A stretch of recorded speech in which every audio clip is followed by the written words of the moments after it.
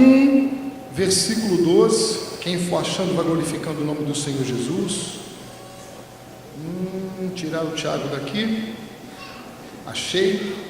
Capítulo 1, versículo 12, que diz: bem-aventurado o homem que suporta com perseverança a provação, porque depois de ter sido aprovado, receberá a coroa da vida, a qual o Senhor prometeu aos que o amam. Ninguém, ao ser tentado, diga: sou tentado por Deus, porque Deus não pode ser tentado pelo mal, e Ele mesmo a ninguém tenta. Posso ouvir aleluias? Aí versículo 14 foi o que nós ministramos semana passada, e foi exaustivamente debatido na célula essa semana.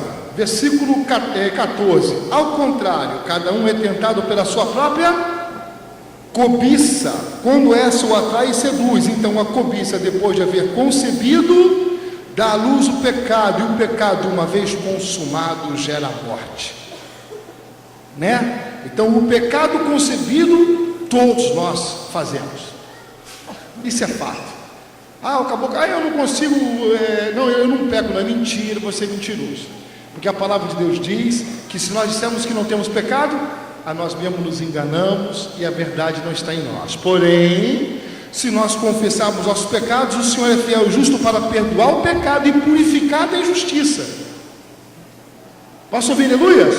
Então o que Deus quer nos livrar? Da injustiça. O que é injustiça? É tudo que não está na palavra, é tudo que não está firmado na verdade da palavra de Deus. Isso chama-se injustiça.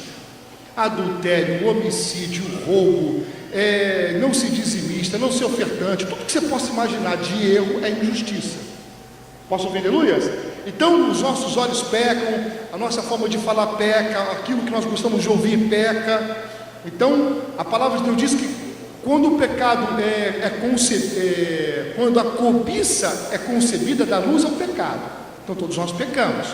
Qual é o grande problema? A gente não levar isso até o final, ao ponto do pecado ser consumado. Você levar até o final, porque o pecado consumado cria separação entre você e o Senhor.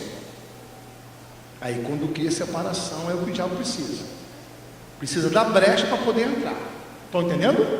Ficou bem claro isso essa semana? Posso ver aleluias?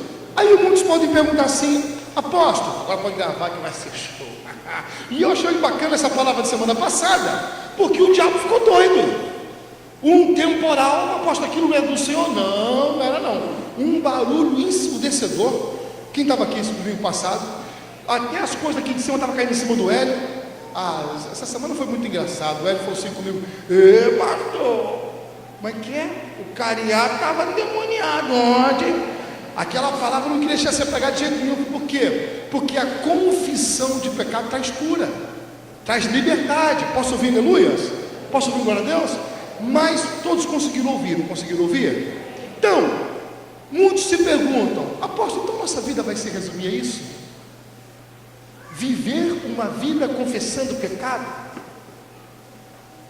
Sendo um vacilão, errando e toda hora precisando da cruz? Não. Quando é que você não vive uma vida de só pedindo perdão dos seus pecados? Quando você se exercita na justiça. Essa é a palavra de hoje. O exercício da justiça. Fala para o teu irmão, você bota a mão e fala assim: manto nebias.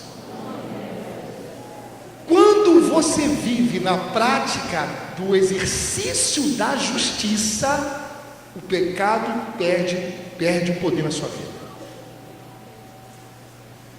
Posso ouvir glória a Deus? E tem um cara, tem dois caras não, né? Tem um cara e o nosso herói, que eu vou falar sobre o que é a justiça de Deus. O que é você se exercitar na prática da justiça. Como é que isso funciona? Aqui nesse caso que nós vamos ler agora. Qual que é o... Deixa eu ver se eu me lembro aqui. 1 Samuel capítulo 24, versículo 1. Vamos lá comigo. Em 1 Samuel capítulo 24, versículo de número 1. Deixa eu lá. 1 Samuel. Nós vamos ver uma experiência que um tremendo servo do Senhor chamado Davi, um homem considerado pelo próprio Deus segundo o seu coração, praticou como exercício da justiça. Então, se essa palavra tem um tema para ir para o YouTube, chama-se Vivendo no Exercício da Justiça. Posso ouvir glória a Deus, amados? Então, o que Davi faz? Davi já estão quase 10 anos de perseguição aqui. Quando Deus rejeitou Saul, Deus levantou Davi. Davi foi ungido rei de Israel entre 14 e 16 anos. Já foi ungido pelo próprio Samuel como rei no lugar de Saul, porque Deus havia rejeitado Saul. Mas foi ele receber a unção que começou sobre ele uma perseguição dos infernos, mas uma perseguição daquela violenta. Só que Davi, ele desenvolveu isso que nós precisamos praticar. Não é caminhar sobre a face da terra vivendo pedindo perdão o tempo todo. Quando a gente errar e pecar, nós temos o nosso advogado diante do Senhor. A gente pode recorrer à cruz, lógico, isso é nosso por herança, posso ouvir aleluias? Mas mais do que isso, o bacana, a aventura de viver pela fé na face da terra é o exercício da justiça. Então ele, praticando o exercício da justiça, foi colocado pelo próprio Deus, que não tenta ninguém, mas prova. Fala o Deus que você serve. Ele não tenta ninguém, porque ele não pode ser tentado pelo mal. Vai falar assim, mas é craque na prova. Fala para o teu irmão, tem hora que a gente nem sabe o que é tentação e provação. Fala para o irmão. Apóstolo Vitor, irmão, eu não vou ficar aqui floreando não, porque a verdade é essa, né, Marcelo? Tem hora que a gente fala assim, isso aqui é tentação, senhor, isso não é provação. Qual é a diferença? Só vivendo para você entender. E nesse caso, Davi foi provado, porque depois de muito tempo sendo perseguido, e não tinha mais lugar para morar, não tinha mais lugar para descansar, e só fugindo do governo, chegou uma hora que Saul, naquela insegurança de querer matar Davi, foi colocado na mão de Davi para ser morto. Olha a atitude de Davi. Vamos lá comigo. Olha isso aqui, cara. Vamos viajar. Pastor, não vamos fazer, nós vamos ler Bíblia. Não, mas é muito cansativo. Vai para casa ver o Faustão, corre que ainda dá tempo. Mas aqui é igreja de crente, crente lê Bíblia. Quantos crentes lê Bíblia? Diga glória a Deus. Então aí, vamos lá. Tendo Saul voltado de perseguir os filisteus, foi-lhe dito: eis que Davi está no deserto em Engedi. Tomou então Saul 3.000 homens escolhidos dentre todo Israel e foi ao encalço de Davi, o sangue de Jesus e dos seus homens, nas faldas das penhas das cabras monteses. Chegou a uns currais de ovelhas do caminho, onde havia uma caverna. Entrou nela Saul a aliviar o ventre, ou melhor para nós no tempo de hoje, foi dar uma barrigada.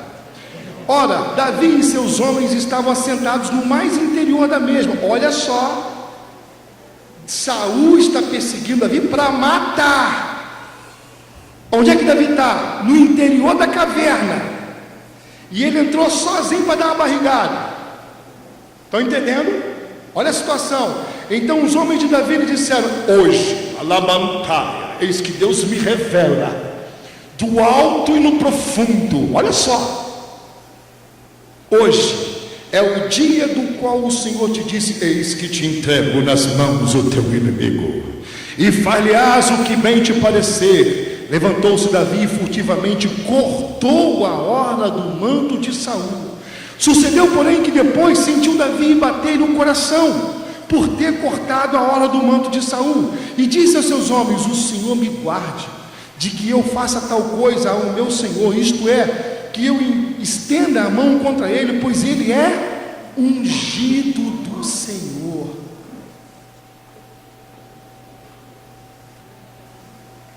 Por que, pastor? Tanto peso, tanta preocupação em ter cortado um pano. Eu vou te falar por quê. Porque quando Samuel foi repreender Saul, porque ele não obedeceu à voz do Senhor, Saul, desesperado, se jogou contra Samuel, agarrou na capa, a capa rasgou. Quando a capa rasgou, Samuel virou para ele e falou assim: porque assim como rasgastes a minha capa, Deus rasgou o teu reino. Tu foi rejeitado. Davi cortou um pedacinho do manto, e a palavra de Deus diz que o coração dele bateu, ele não podia ter feito isso. Por quê? Porque ele colheu isso no ministério dele. Absalão tomou o trono. não tomou o trono para sempre, mas por um tempo, por um pedaço de tempo, Davi não reinou, porque ele cortou o manto.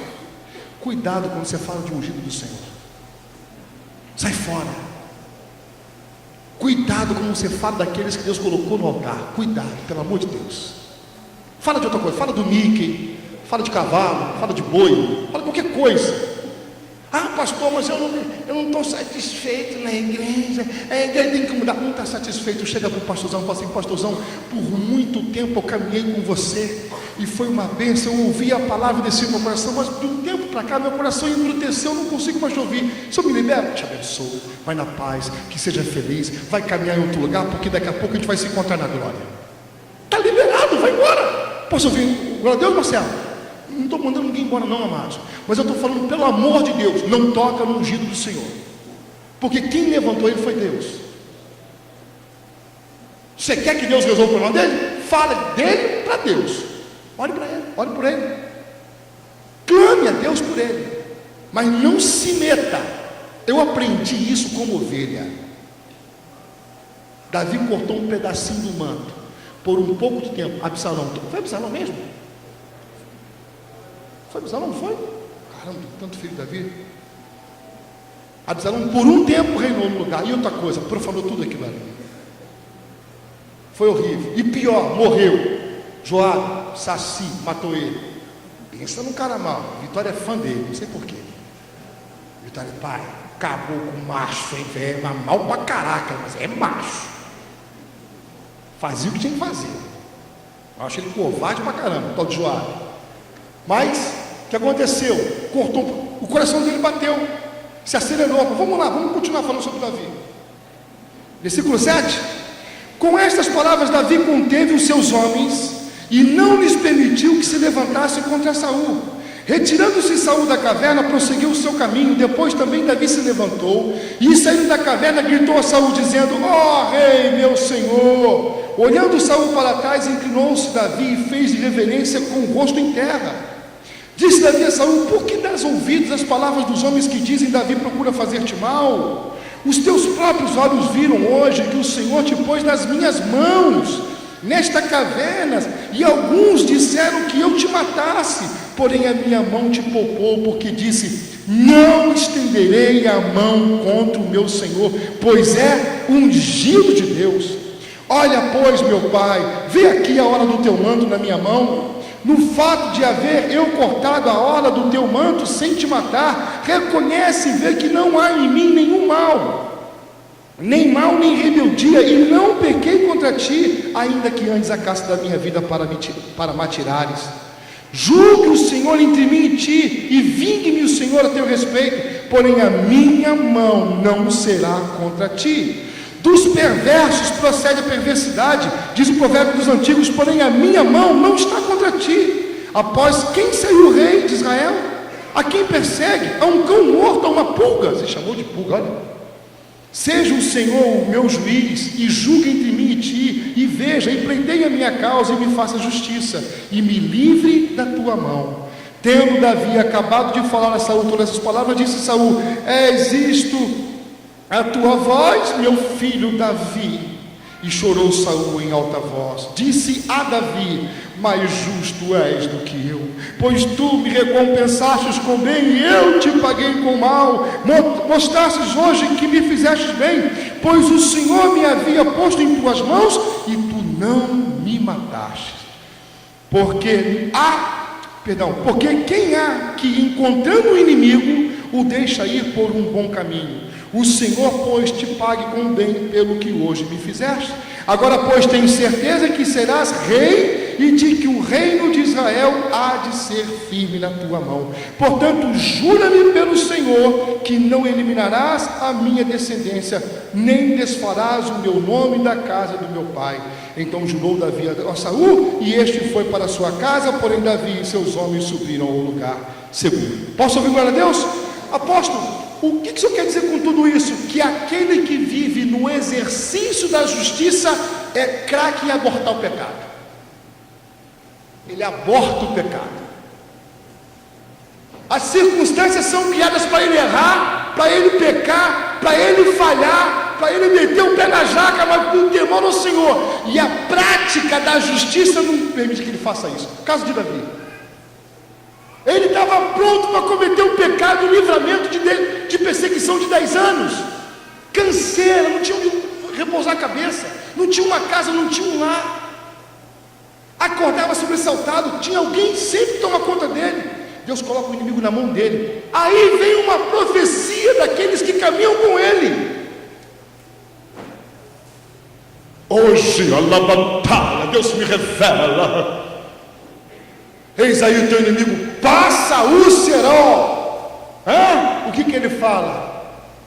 Ele aborta o pecado. Eu posso cometer. Se eu mato esse cara agora, ele cai morto aqui. Eu saio com a cabeça dele na mão e falo assim: acabou Saul. E acabou o tempo de Saul, chegou o tempo de Davi. Porque Davi não matou Saul, ninguém matou Davi.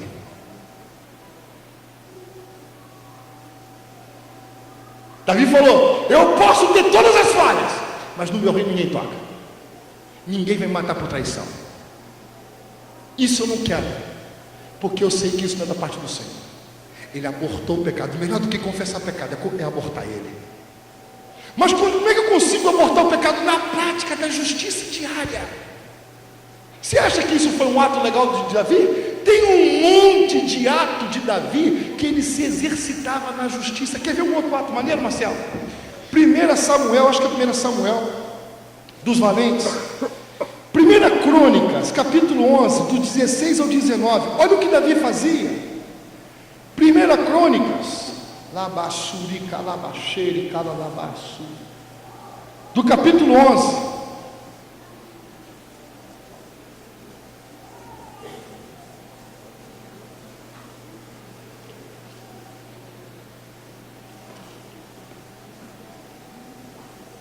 Do versículo 16 ao versículo 19. Posso ouvir glória a Deus?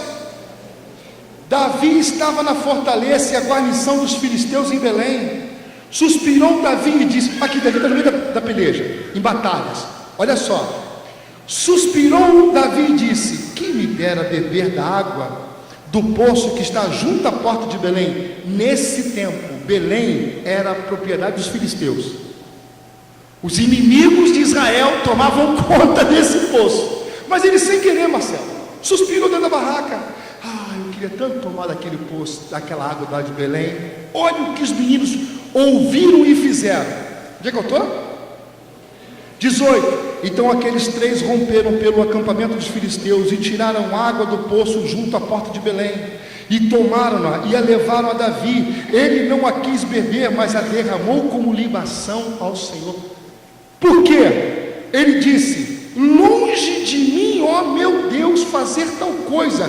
Beberia eu o sangue dos homens que lá foram com perigo de sua vida? Pois com o perigo de sua vida a trouxeram, de maneira que eu não a quis beber. São essas as coisas que fizeram os 3 valentes de Davi.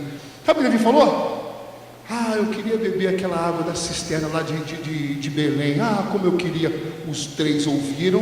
Vamos lá buscar? Lotado de inimigo armado. Os caras deram um jeito, encheram a cambuquinha de água. Vamos levar para ele. Olha a consideração que eles tinham por Davi. Se é um egoísta, se é um ególatra, né? Caramba, eu tenho esse povo na minha mão. Vocês veem que eles colocam a própria vida em risco para me fazer bem. Eu vou tomar uma golada. Tum. Isso é ególatra. Isso é Zé Ruela. Isso não é líder. Não é exemplo. Mas quando ele viu o sacrifício, o cara falou assim: onde é que vocês buscaram essa água? Foi lá do poço que você suspirou aqui e você pediu. Vocês são malucos, eu não sou digno de beber isso não, cara. E um homem não pode viver do sacrifício de outra pessoa. Esse tipo de sacrifício só se dá a Deus, não a um homem como eu. Olha o que ele gerava no povo, velho. Olha o exercício do cara, era natural dele, era o exercício. Ao invés de ele alimentar o ego dele, ele morria. Ele negava a si mesmo. Ele pegou aquela água que tanto ele suspirou para beber e jogou no chão. Isso aqui é para Deus, não para mim. Quem entendeu essa? A palavra de Deus diz que quando Davi estava fugindo de Saul e andava pelas cavernas de Adulão, acho que é 1 Samuel capítulo 22, eu acho que é isso, se não me engano. Joguei para ver se pega no tranco, eu acho que é isso. Eu acho que para piorar a situação de Davi, se ajuntou ele todos, amargurados de espírito, endividados e perseguidos pelo governo. Todos. Você já tinha problema de ser perseguido, imagina uma multidão. O que ele fez com essa multidão? Cara, essa multidão só vai dar problema. Então, eu tenho uma palavra de Deus. Qual é a palavra? Um dia eu vou reinar. E se eu for reinar, é com esse que Deus me trouxe. A palavra de Deus diz que Davi investiu nesse povo que Deus fez caminhar com ele. Todos se tornaram ambidestros na espada e na lança, ambidestros no arco e na flecha. Eram os maiores guerreiros que a terra tinha. Quando Davi assume o trono, é com eles que ele reinou. Foi com eles que Davi reinou. Ele vivia na prática da justiça. Nós temos essa oportunidade todos os dias. Essa semana, pastor, o que a gente faz no dia de hoje? Essa semana, eu vou contar sem falar nomes, porque é fantástico essa história desse cara aqui da igreja. Me emociona demais. Mas não teve um irmão com uma irmã que chegou lá em casa com um pacote de dinheiro. Marcelo, uma caixa de sapato. E o irmão assim. Eu falei, sangue de Jesus tem poder. Já não é muito bonito.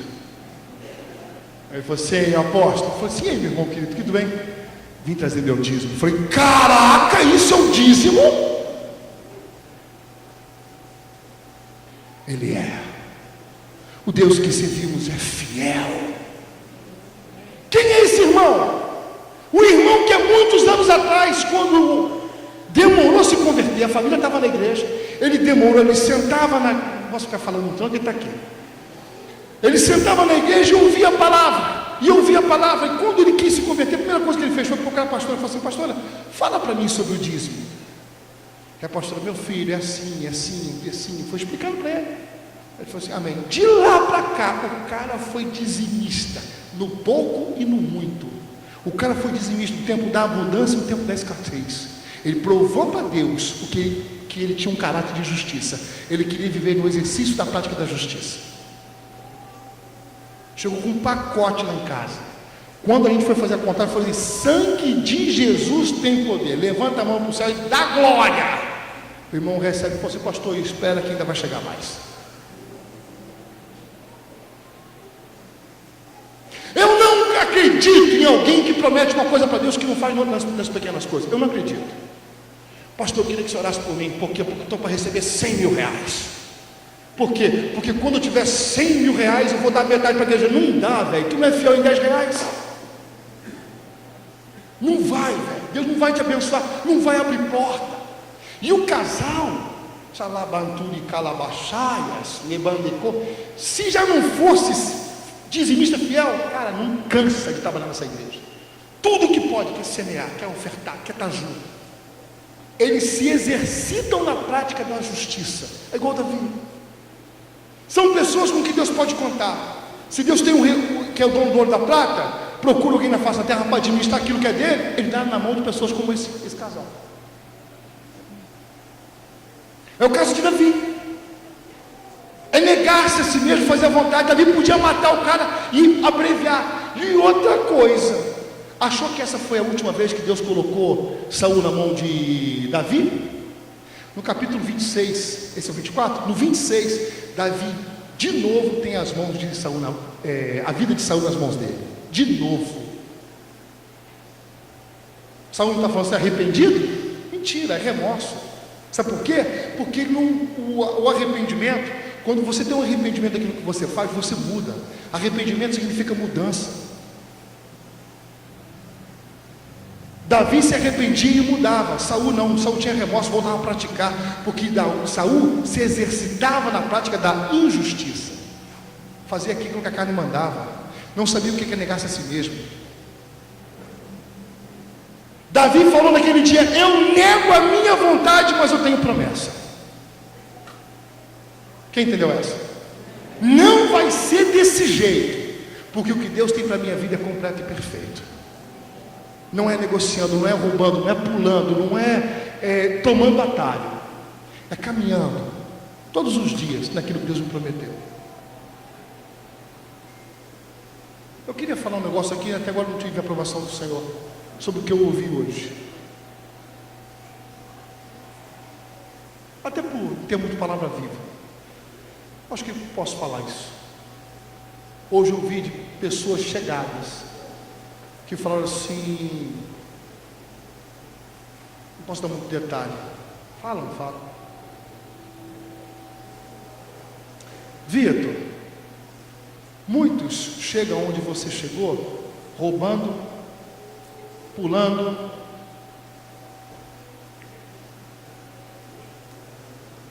vivendo a corrupção, mas todos nós que te acompanhamos sabemos que demorou muito porque você não quis negociar.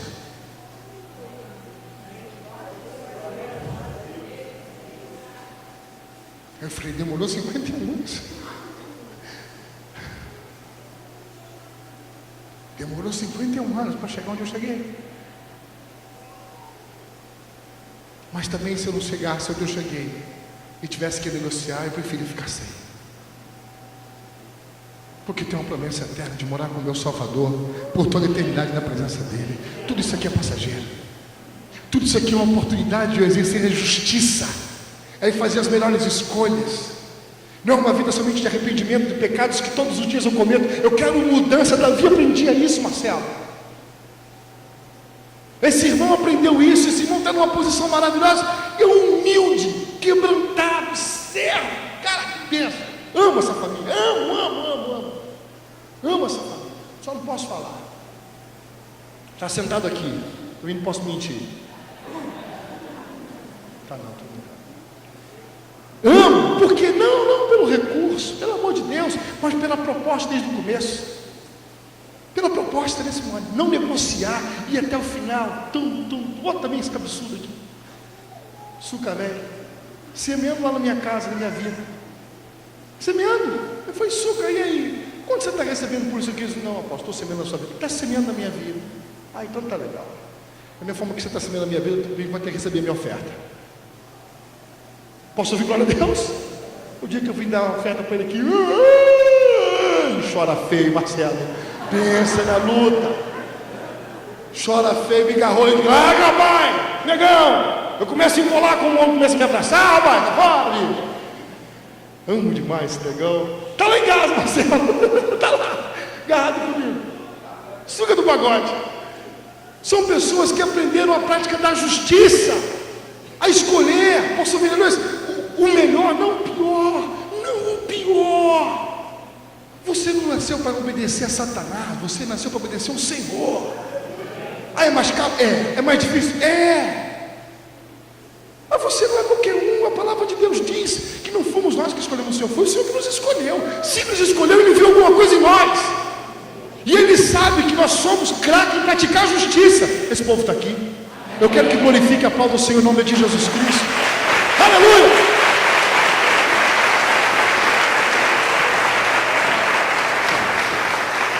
Para terminar, eu tenho que falar do nosso herói.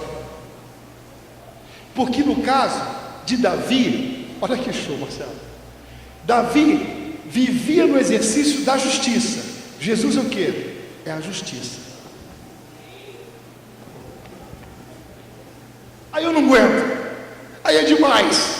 Mas eu tenho que falar dele. Posso ouvir, aleluia? Olha o que ele fez. Davi, como eu e você, que somos vacilões, viveu o quê? Da troca. Eu não quero mais isso não faz parte da minha vida. Eu quero viver no exercício da justiça.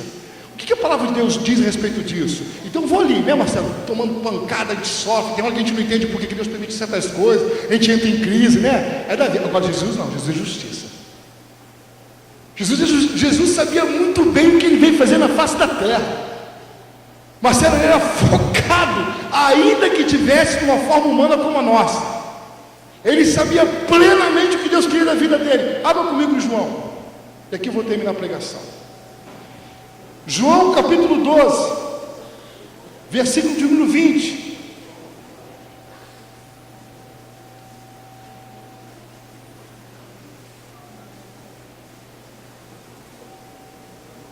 Eu estou pilhado com essa palavra, cara. Eu quero viver essa prática da justiça em nome de Jesus.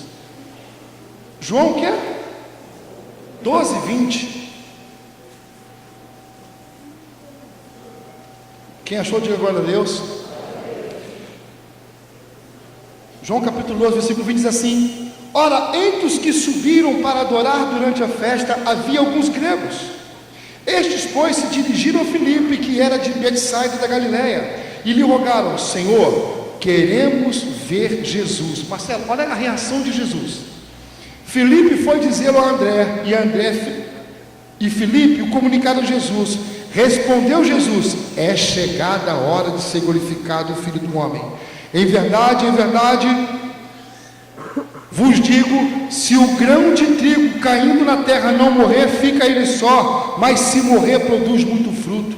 Quem ama a sua vida perde-a, mas aquele que odeia a sua vida nesse mundo, preservá-la para a vida eterna. Se alguém me serve, siga-me, e onde eu estou, ali estará também o meu servo. E se alguém me servir, o Pai o honrará.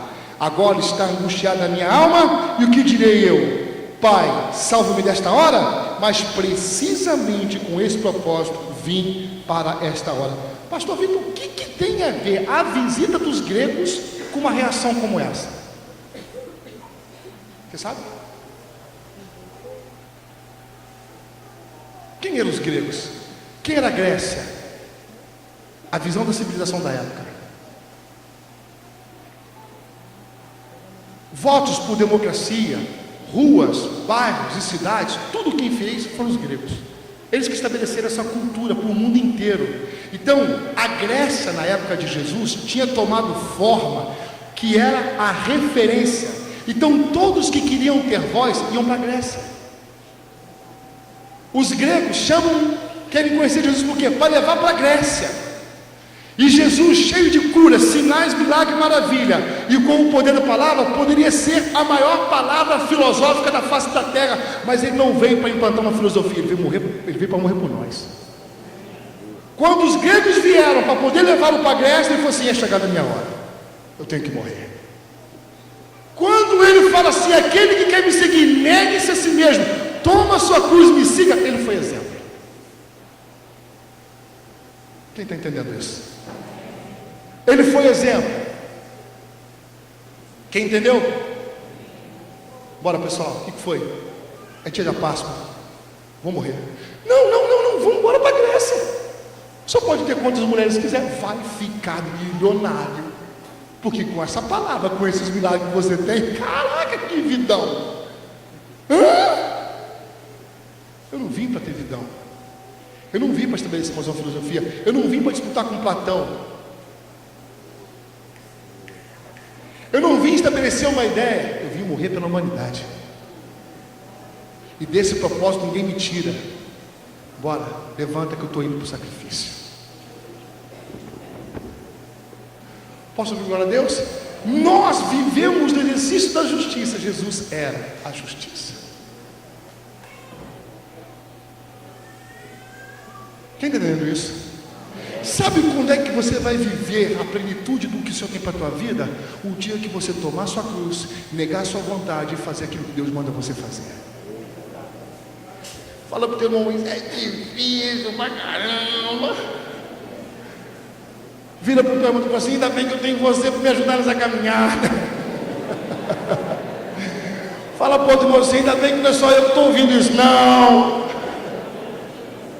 Fala: o bambu está gemendo aqui nas minhas costas. Fala. Fala: mas na tua também. Mas é fantástico. Vale a pena. São as pessoas raras, são as pessoas caras. E aí, esse povo está aqui, não? Quem se sentiu desafiado hoje? Levante a mão bem alto. Quem se sentiu desafiado? Ah, pastor, mas todo mundo faz, todo mundo, menos você. Mas lá no trabalho, todo mundo, menos você. Mas lá em casa, todo mundo, menos você. Mas na cidade de Vassoura, no estado do Rio, no Brasil, todo mundo faz, menos você. Porque eles aprenderam a viver na prática da injustiça, você não. Você foi chamado para se exercitar na prática da justiça, na contramão. Quem se sente na contramão desse mundo? Levanta a mão. Fala, então, não tem nada de errado contigo não, velho. É isso mesmo. Fala, então, vai piorar. Apóstolo, eu não quero o evangelho. Então, mete pé.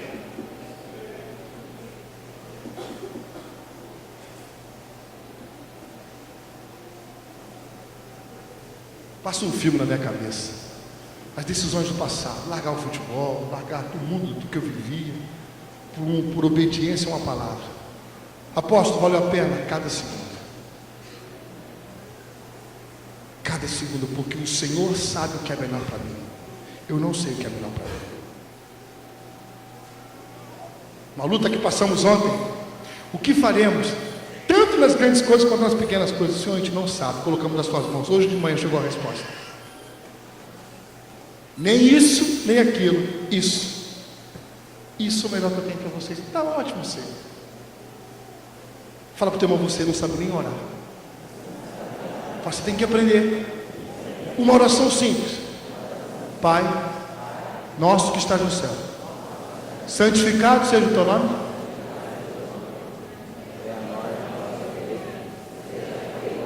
Parou. Seja o quê? O quê?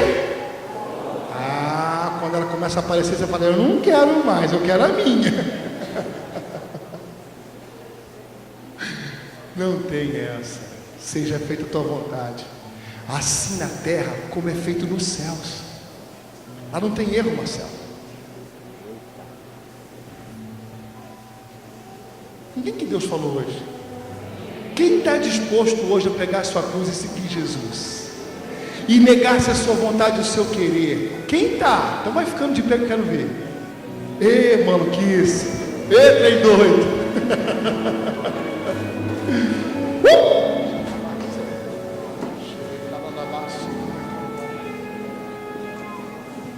Calabassu, calabassu, calabassu.